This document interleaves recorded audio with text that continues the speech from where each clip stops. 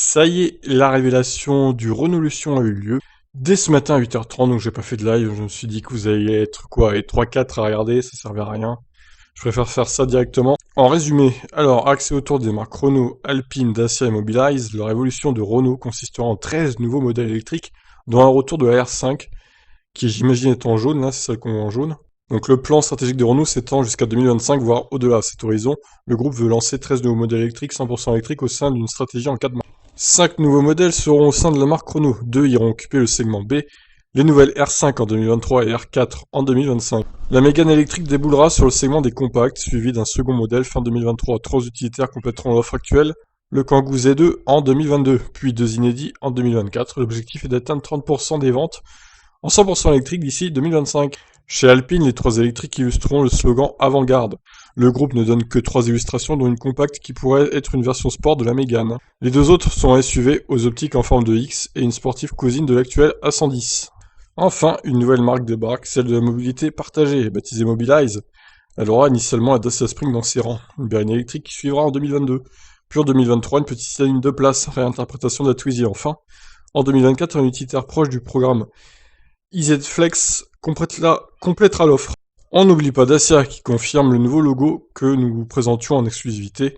Hormis la Spring électrique, aucune autre électrique n'est au programme cependant. On attend des précisions côté hybride avec 3 modèles à venir.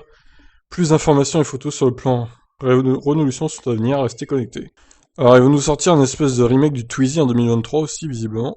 Une berline électrique en 2022 et un utilitaire en 2000, on ne sait pas combien. 2020, 24, 25, peut-être 23, je sais pas. Bon, je vais sur Cardizac parce que l'article d'Automobile Propre, pour l'instant, il est pas très complet, je trouve. Je vais essayer de compléter avec celui de Cardizac. Donc, la fin de la conférence à 10h03, visiblement. Ça dure en gros 1h30. Clotilde Delbos, directrice financière, rappelle ce n'est l'objectif du groupe, mieux vendre plutôt que vendre plus. Donc, l'image, on l'a vu tout à l'heure, concernant Mobilize. Ça également. Alors, concept de SUV familial pour Dacia. Dacia qui change le logo, voire plus bas, va lancer un SUV plus grand que le Duster. La marque dévoile ce concept en avant-goût. Bon, c'est pas un truc électrique ça, donc pour le coup on s'en fout un peu. Ah, la R5, on a d'autres photos là, très bien. Avec ce jaune pétant, ils veulent reconquérir le segment C pendant qu'ils défendent leur leadership sur le segment B. Là donc c'est la R5, j'imagine qu'on aura plus de photos dans les heures à venir, hein, en HD notamment.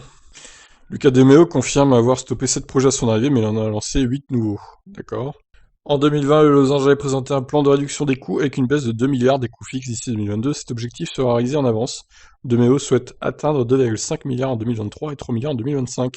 Côté coût variable, le but est de réduire de 600 euros par voiture. Très bien. Bon, bah après, voilà, c'est le début de la conférence, quoi. Ah, ils ont même commencé plus tôt, en fait. Ils ont commencé à 8h. Putain. Alors, il y a 3 phases. La phase résurrection jusqu'en 2023 se concentrera sur le redressement de la marge et de la génération de liquidité. La phase rénovation jusqu'en 2025 verra le renouvellement et l'enrichissement des gammes contribuant à la rentabilité des marques.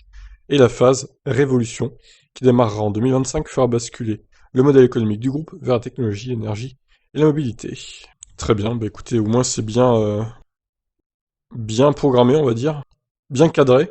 Bon, voilà, ça manque un peu de présentation de voitures, tout ça, de photos, notamment, je reste un peu sur ma fin, il y a 3 photos qui se baladent là, c'est pas terrible. Donc voilà, bah écoutez, au pire, je vous referai une vidéo sur ça avec d'autres photos.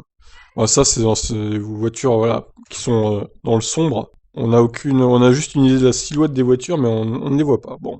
Je vous referai une vidéo quand il y aura des photos en HD, notamment de la R5.